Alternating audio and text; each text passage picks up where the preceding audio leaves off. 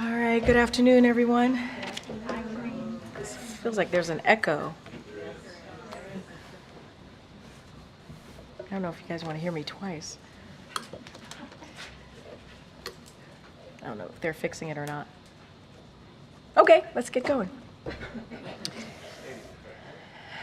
I know, it does.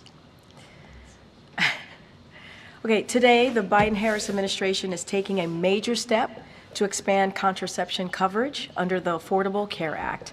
Since Roe v. Wade was overturned, Republican elected officials have made clear they want to ban or restrict birth control, defund federal programs that help women access contraception, and repeal the ACA.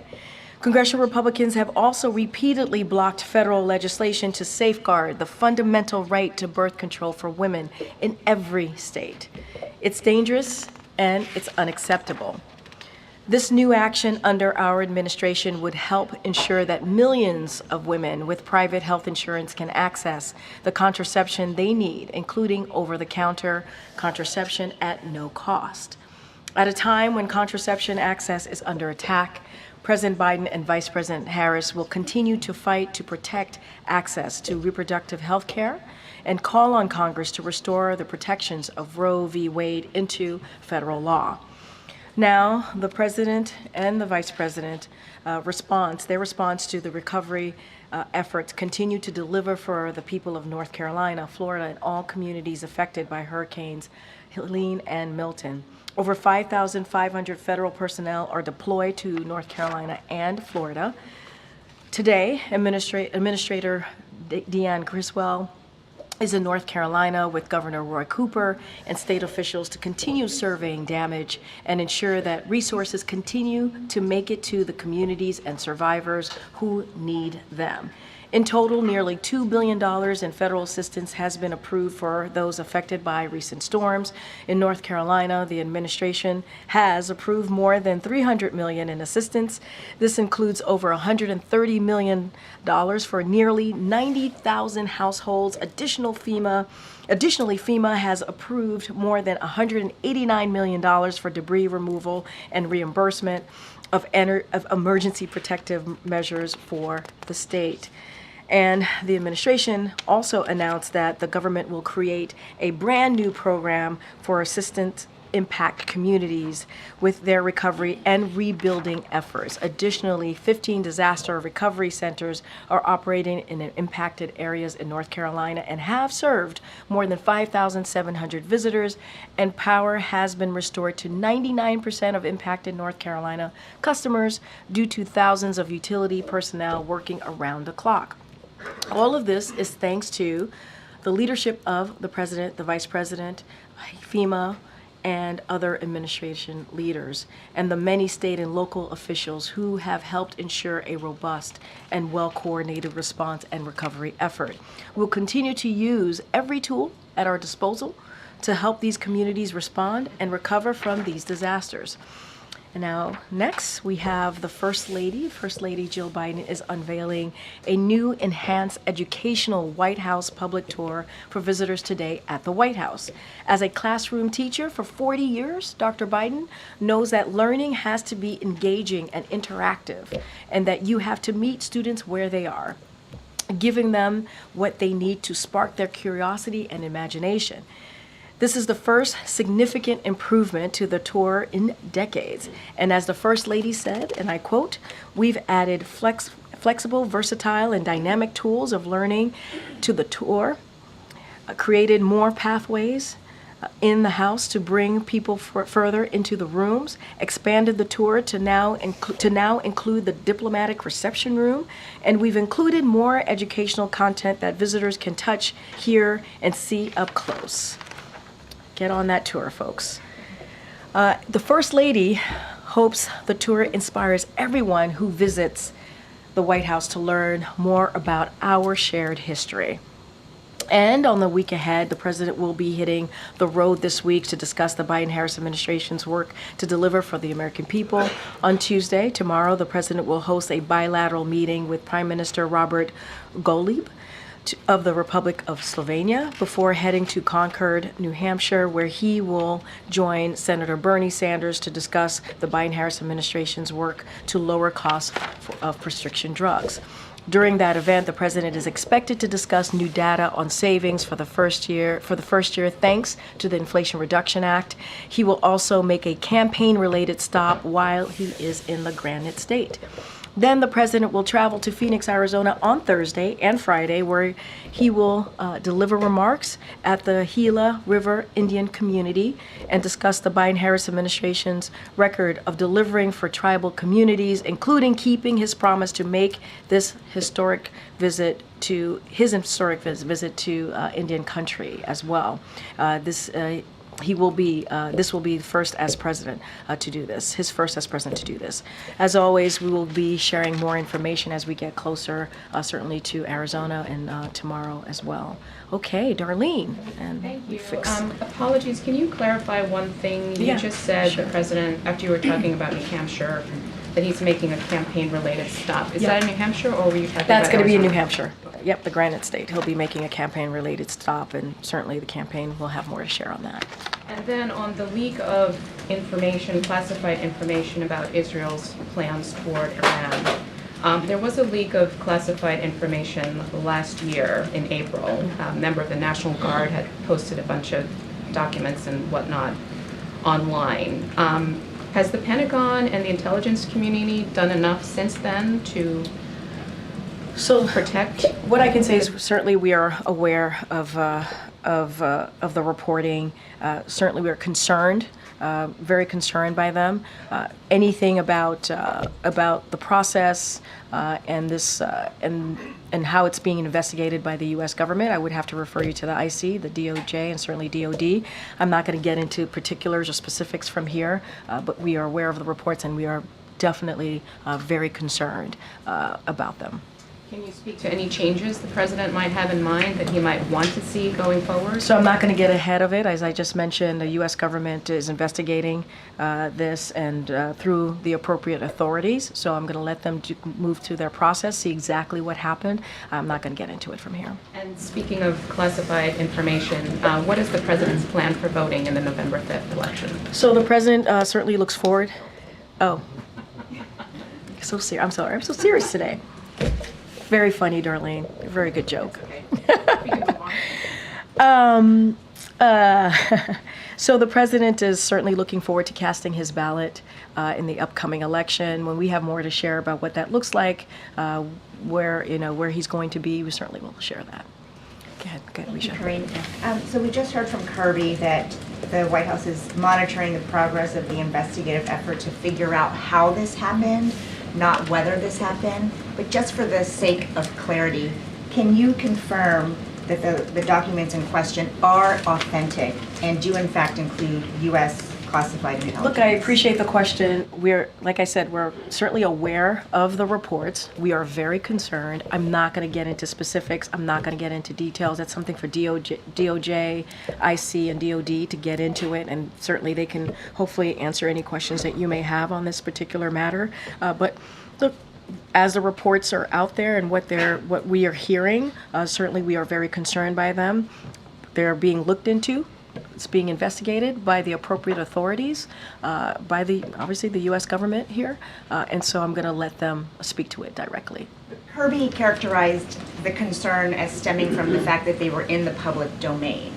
So, Well, I it's mean, true. as he talked Yeah. about it, the implication was that this was classified information. I'm just asking yes or no, was it? Look, anytime, anytime there are leaks like these that end up in the public domain, just reiterating what he said, of course it is concerning. We have the appropriate authorities who are looking into this on our side of things, and I'm going to be really mindful. I'm not going to get into specifics. Was this, classified? Was this not classified? I can't get into that from here. That is something IC and DOD and DOJ can get into it on those specifics. But anytime we see any type of classified information that is leaked and that is out there in the public domain, of course we are concerned, of course. But they can speak to their how authentic, how real, any of those pieces, they can speak to that. I'm not going to speak to that from here. And then just a quick follow-up on Darlene. I know you're figuring out his election day plans, but given the potential for political unrest in the days that follow, will the president be here? Does he plan to be here in Washington in the days that follow the election? So, look, the president is president wherever he is. Obviously the number one priority of this president is the American people. Obviously, the security of the American people is also a priority of his as well.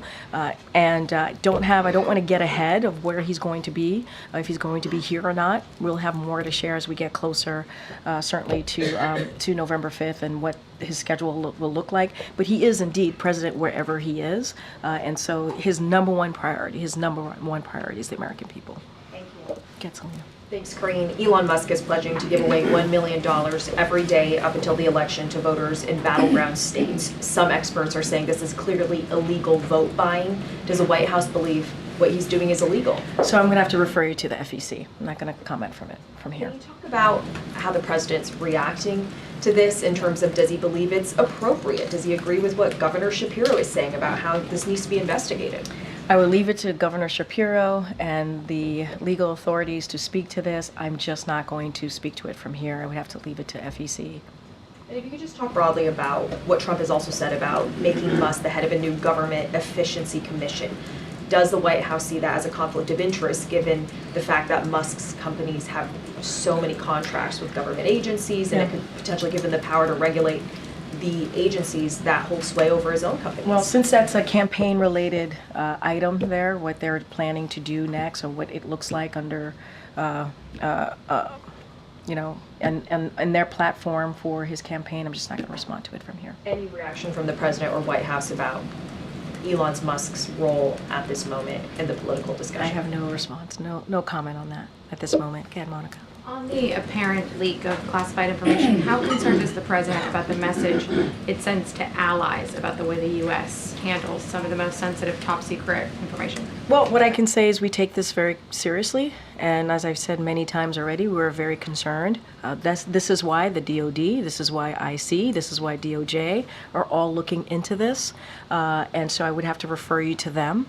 And as I stated many times, it's being investigated. We need to get to the bottom of it. We need to get answers before I can give you anything further from here. But it's being investigated by the appropriate authorities. We're looking into it. Are we concerned? Yes. Are we very concerned? Yes, we're very concerned. And so the appropriate authorities are looking into this. And you just mentioned the president's going to be making a campaign-related stop tomorrow in New Hampshire. He has so far only campaigned alongside Vice President Harris in an official campaign event capacity once. We have reporting that we don't expect to see the two of them together in these final 2 weeks. What is the reason for that? Well, I would remind folks that he was in Philadelphia just last week doing a campaign event just last week on his own. And so would remind folks that he was doing that. There's going to be a campaign-related event, as I just mentioned, tomorrow, and there'll be more to come. I think there will be more to come.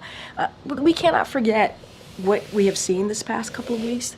2 historic hurricanes, right? Let's not forget that. The president was able to, because of his leadership and what his administration was able to do, we avoided a port strike, right? That's something that he was able to do. And there are just many other obviously pressing issues that are not just here domestically, but around the world. And the president has led on those issues. And so the most important thing that the president believes that his job is to continue to be there for the American people, deliver for the American people, and that's what you have seen him do. Now, he's going to be out there. I would say stay tuned. There's more to come. I just mentioned New Hampshire. There's more to come in the upcoming days, and we'll certainly share that with all of you. Finally, former President Trump is in North Carolina today. He was talking about some of the FEMA efforts there. He called the rescue effort, quote, non-existent. He repeated some misleading information about where some of the funds have been directed to. So how concerned is the White House still about what that might do to not just people taking in this information, again, that's misleading, but to voters specifically in key states where the devastation of the hurricanes has been evident? Well, I'm glad in your question you said misleading information, which is true. Misleading information that is being put out there, and it's not just from us. You've heard from Republicans and Democrats, right, in North Carolina, who have said, who have made it very clear, by pushing these types of conspiracy theories, they are dangerous, they are unhelpful, and it is not what leadership looks like. I'll say it there like that. And it is a time when you see something like that, these types of hurricanes that have impacted communities the way that they have, both of them, Hurricane Helene and Hurricane Milton. It's time that you bring a community together and stand by each other. And so you've heard from, again, the governors of all of these states. Well, in particular, certainly as we're talking about governor in North Carolina, he spoke to this today, and he said the Biden-Harris administration has responded quickly and positively to our request. The federal government has been responsive to our call for help. That's coming from the governor of North Carolina. We also heard from the mayor of Asheville as well. And so we have seen a bipartisan reaction to this, appreciation for what this administration has been able to do. And the reason we've been able to do this work on the ground is because we've had a good partnership with local and state officials on the ground. And this type of conspiracy theory that's out there, it is dangerous. To your point in your question, it's dangerous, it's unhelpful, and it gets in the way. Again. Secretary Blinken is headed back to the Middle East today.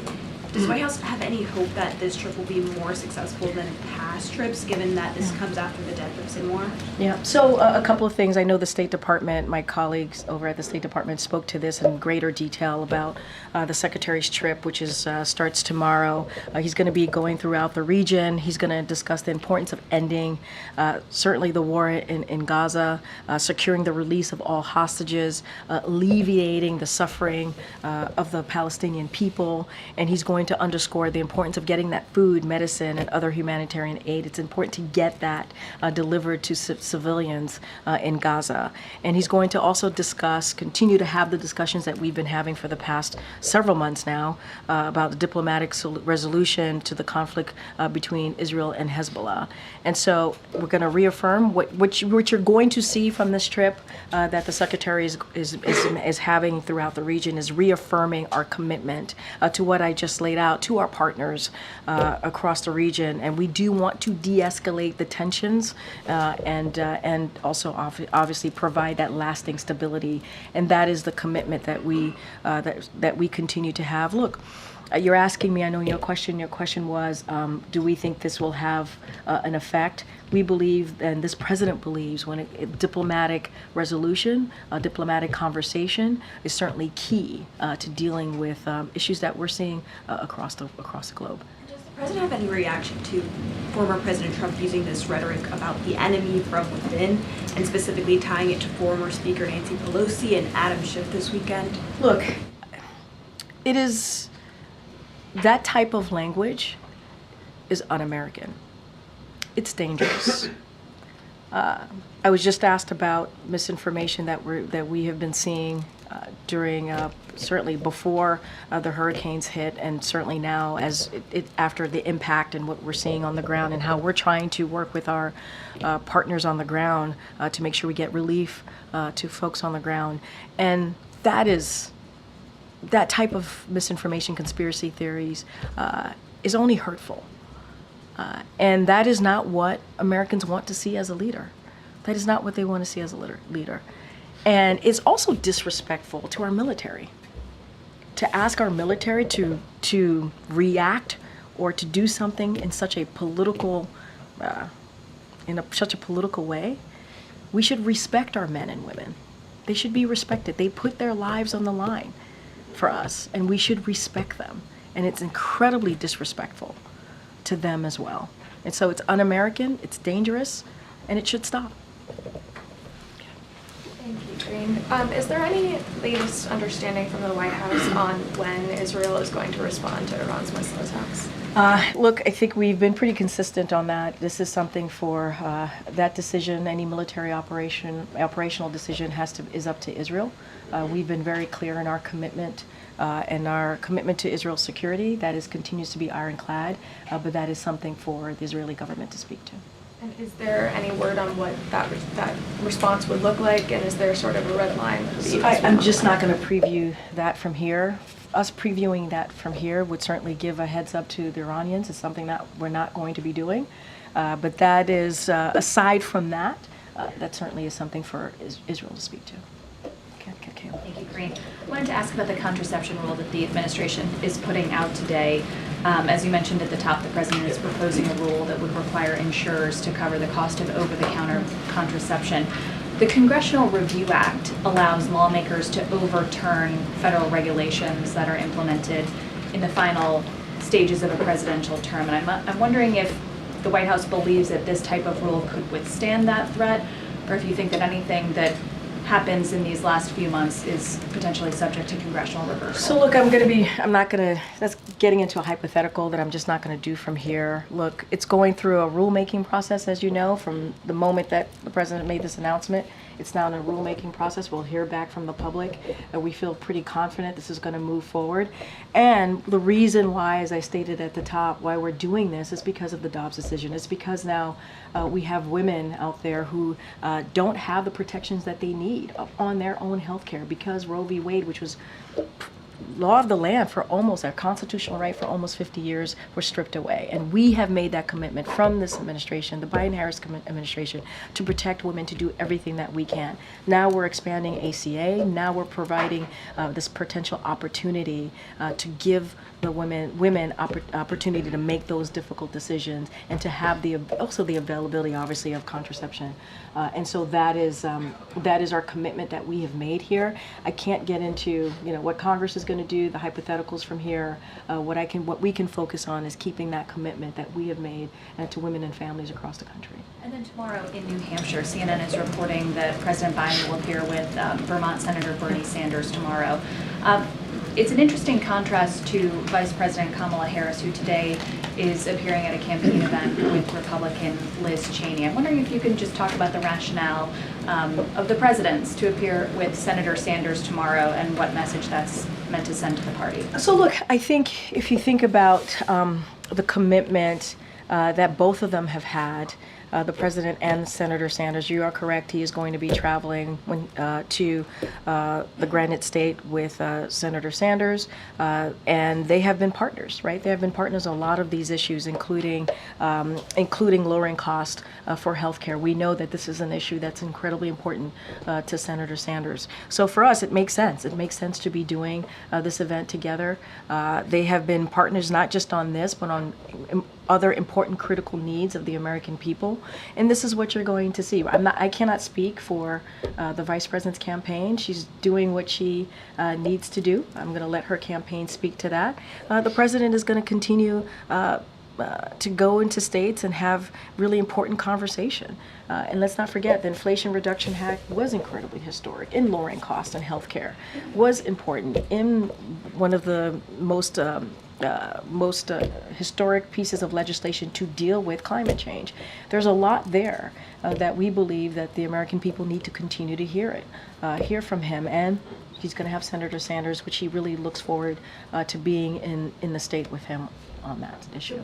Would you say that that it's accurate, as some strategists have argued, that this is an effort by President Biden to embrace the more progressive flank while Vice President Harris tacks to the center in these final days? What the president is doing is going out there, speaking directly to the American people and talking about how he's delivering for them, how the Biden-Harris is delivering for them, whether it's lowering costs, climate change, powering up an economy, continuing to move that economy forward. That's what you're seeing from this president, and he's not going to shy away from it. Great, thanks. Zooming out from this breach, which I know that you're not going to discuss the specifics of, but you've had, over the last week, private correspondence between the Secretaries of State and the Pentagon to Israel, this Air National Guard leak from a year ago on Discord, the investigation into Rob Malley. Is there a problem safeguarding sensitive information? What I will say is the president continues to have complete confidence in the agencies, right? Whether it's DOD, IC, or DOJ, and he has complete confidence in them. There is this is being looked into, investigation being done by the appropriate parties, and I'm not going to get into it. Are we concerned? We are very concerned. We are. We've been very clear about that, and it's being looked into, and so I'm not going to go beyond that. Since the Discord leak, has the administration, or what has the administration done to further safeguard national secrets? I'm not going to get into any specifics on that as it relates to this particular moment of what we're seeing with the reports out there. It's being looked into. We are very concerned. DOD, IC, DOJ can speak to this particular incident more broadly, these reports. I just don't have anything else to share beyond And that. do you know yet if it's a leak or a hack? Again, this is why I'm referring you to IC, DOD, DOJ. They can speak more to this, and I would leave it to them. Okay, Sarah. Thanks, Corinne. While the president was in Germany, did the issue of authorizing Ukraine's use of long-range missiles deeper inside Russia come up during his bilateral meetings with the Germans or his meeting with the European Quad, particularly given the approval that some NATO allies have provided? Did they urge him to provide support for this? I'm not going to get into beyond what we've been able to share on the readouts. What I can say is that policy has not changed. And we said that. We said that I remember saying this at this podium before the president left to go to Berlin, Germany just last week, and said our policy stance on that hasn't changed and it wasn't going to change, and don't expect any announcements. So it still stays the same. I don't have anything to share beyond that, beyond what we've shared in readouts. And then on a different topic, there's a report that Israel gave the U.S. a document outlining its conditions for a diplomatic solution to end the war in Lebanon and allow people to return to their homes on both sides of the border. Can you confirm this? What I can say is that many times we get certainly views from the Israeli government.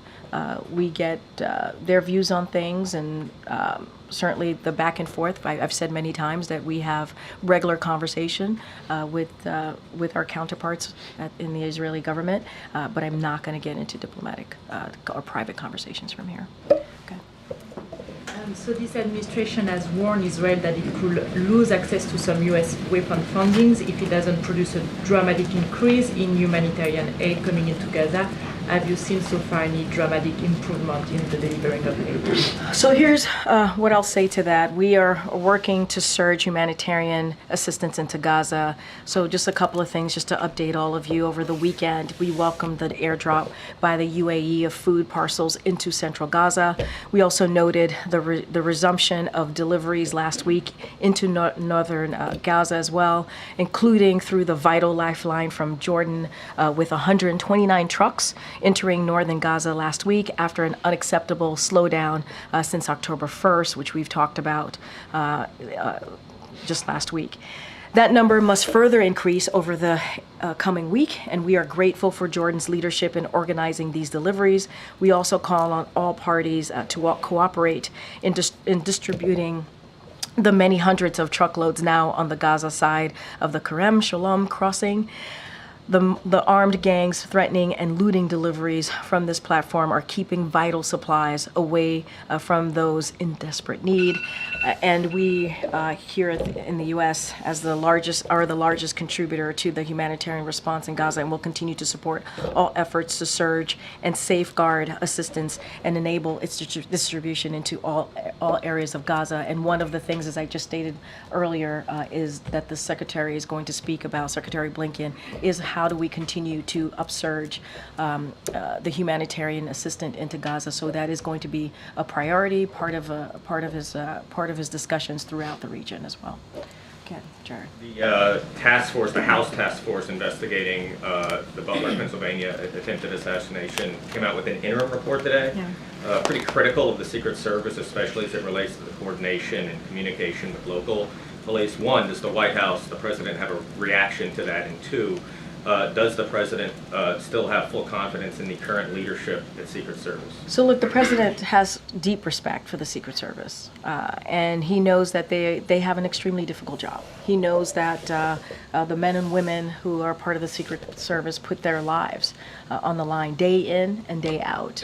And so we're going to review the report. I'm not going to comment on the report right now. We're going to review it. As you just said, it just came out this morning. So, and I would add Secret Service has also acknowledged their own shortcomings, and they have taken several steps to enhance the former president's protection. And so they'll continue to do that work. And the president has also been clear from his point of view as well to the Secret Service to make sure that they provide the highest level of protection for the former president. And so that is what he's asked for. We know that the Secret Service has made some changes, enhancing certainly the protection of the former president. And as it relates to the report, we are going to review it. Is President Biden confident in his own protection? Yes.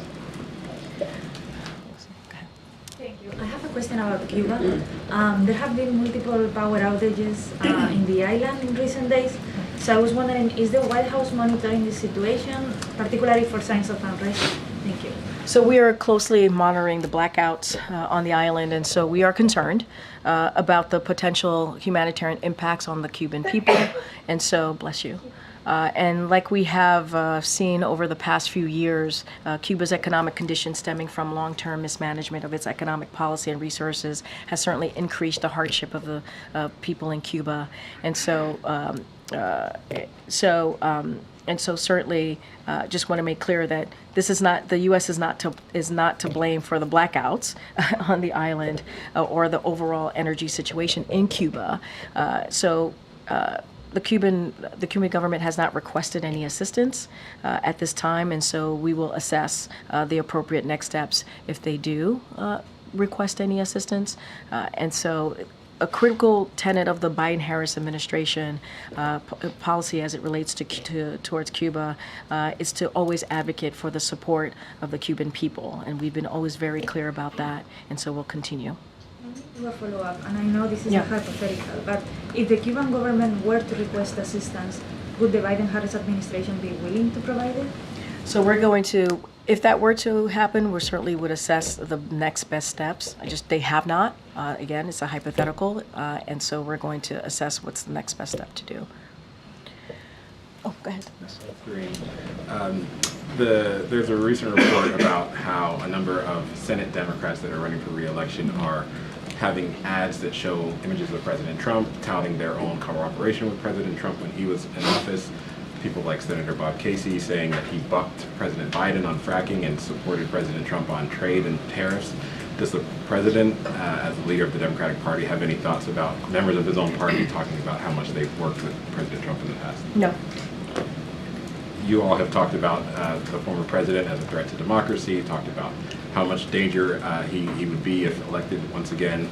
The fact that other Senate Democrats aren't having that same message, is that concerning at all? Look, I'm not going to speak to each individual campaign and what they're doing in their campaign. That's a political, certainly a political campaign and a political reaction to whatever they need to do on the ground. So I'm not going to speak to that. The president stands by his comments, his fight for democracy. He stands by what he saw on January 6th. He stands by the threat to democracy that we saw on that day, a dark day in our democracy, when you saw 2,000 people go to the Capitol because they were told to by the former president, because they didn't believe or were told not to believe free and fair elections, while meanwhile dozens of Republican judges were able to say, hey, yeah, no, this was a free and fair election, and they didn't believe that because they were told not to. And what we saw on that day was horrific. It was horrific, and it was indeed an attack on our democracy. The president has spoken to this many, many times, and so that's who I can speak to. I can speak for the president. I'm not going to speak for other senators and how they decide to move forward with their campaign. Go ahead, in the back. Thank you. I wanted to ask about the upcoming presidential transition. When was the last time that Jeff Zients and the group of people working on the transition met with representatives from both campaigns? And can you provide an update on where you are in getting ready to hand off? So I don't have any specifics for you at this time. I'm happy to get more information on where they are with that particular piece. I just don't have anything to share on that. As you know, we've offered our assistance to both campaigns as we move forward to a transition at some point. But I just don't have an update on meetings from here. Thank you. Go ahead, Naomi, in the back. Thanks. The president likes to tout his deficit-cutting measures since he's come into office, but last week the Treasury Department actually reported that the deficit grew to $1.8 trillion for fiscal 2024. What's the White House's response to that data? Well, that's why we've done the work that we have done, especially moving forward with this historic piece of legislation that speaks about how we're going to deal with the deficit, right? When we signed, the president signed, for example, last year, the $1 trillion debt deal that would cut the deficit by $1 trillion. You saw that in other pieces of legislation that he was able to sign and pass through. And that's why we have shown our commitment to dealing with the deficit. And what we're also seeing is what the former administration did. The former administration passed tax cuts for billionaires and corporations that had led to where we are currently with this deficit. And so the president has done the work and will continue to do the work to try and deal with, as you just laid out, the deficit that we're seeing.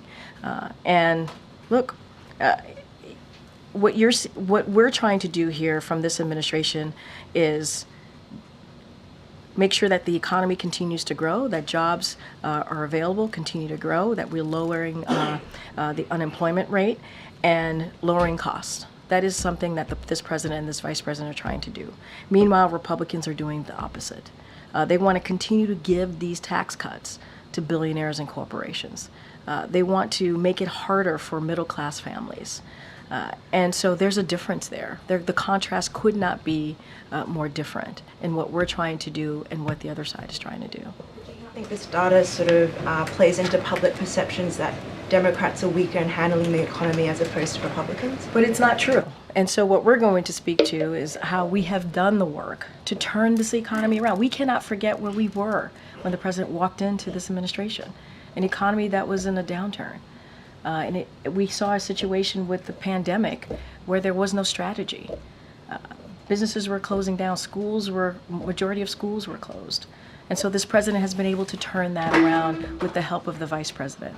And so this is why we're going to go to New Hampshire tomorrow. We're going to speak to the Inflation Reduction Act, what the president and the vice president has been able to do to lower costs, because we understand that there's more work to do. We understand this is, when you think about healthcare, this is incredibly important. You heard the announcement that we just made on contraception, making sure that we're expanding the ACA because that's important to women. And everything that we're talking about, Republicans in Congress, majority of them, don't want to see. They're on the other side of what we're trying to do. And so, look, we understand there's more work to do, and we're going to continue to push forward. Okay, John. Thanks a lot, Karine. I wanted to ask you about the vice president and the difficult position that she's in the sense that she's running for president and she is currently vice president. And it's difficult, we've seen in interview after interview, for her to separate herself in terms of public positions from President Biden. Does she have a green light that if she wanted to express a differing point of view than the administration on any topic foreign or domestic, she could do so, or is she required to be a loyal vice president to President Biden? I disagree. I mean, the interviews that I have seen, you've seen a incredibly strong, very clear-eyed vice president and how she sees this country moving forward. And saying that, she has been indeed a partner with this president and in these successes that we have seen from this administration. And I would also note, now this is to the rest of your question, just last week in Philadelphia, the president spoke to you, asking about loyalty, about her cutting her own path. He talked about that. He talked about how, every president has to cut their own path. He talked about how he was loyal to Barack Obama, but then as a president, he was able to cut his own path forward. And so that's what Kamala's going to do. This is in his own words, what he wants to see the vice president do. And he sees her as being someone who has been loyal, just like he was loyal to Barack Obama, but she is going to certainly cut her own path. And so that's what we're seeing from this vice president. And he's very proud to have seen her move forward in her campaign. And I think what you're seeing is a strong leader, someone who he understood and knew that she would be able to lead on day one. You say you disagree with the premise of my question. Yeah, well, Can not I just the ask you premise of something the about question, that? but May I you saying ask you that. something about well, that? no, you just said that I disagree with you. But I I'm just clear- want to Yep, clarify. Go ahead. Thank you, Karine. Yeah. Can you think of any issue, foreign policy or domestic policy, in which the vice president has a differing point of view than the president? Any daylight between them. Hold on. Here's what I will say. I will say that they've been critical partners, as I've said many times, and it is true. You've heard that from both of them. And they're partners in the way that this administration has moved forward on many issues, and the issues that they've had to really answer to the American people, because that's what they both care about, is making sure that we deliver for the American people. The question as I heard it, not this one, not this second go around, the first go around, the way that you asked the question was, she has been having a difficulty, if you will, in answering that question. And I have said to you, and I was saying to you, I have not seen that. I've seen a vice president who is running for president, obviously, who has showed strength, leadership, and that's what this president has seen as well. He has said this, and cares about the American people. That's what we have seen. That's what many of the American people want to see. They want to see a fighter, and that's who she is. Okay, Karen. Thanks, Karine. Later today, the president's doing the National Arts and Humanities reception. Can you tell us about that event? Who's going to be honored? Who's coming here to the White House? No, it's a today? good question. We'll have more to share as we get closer. Obviously, that's about in 3 hours or less. So we'll have more information to share about who's being honored. And you're right, the president's looking forward, and the first lady are looking forward to honoring the attendees today. All right. Okay.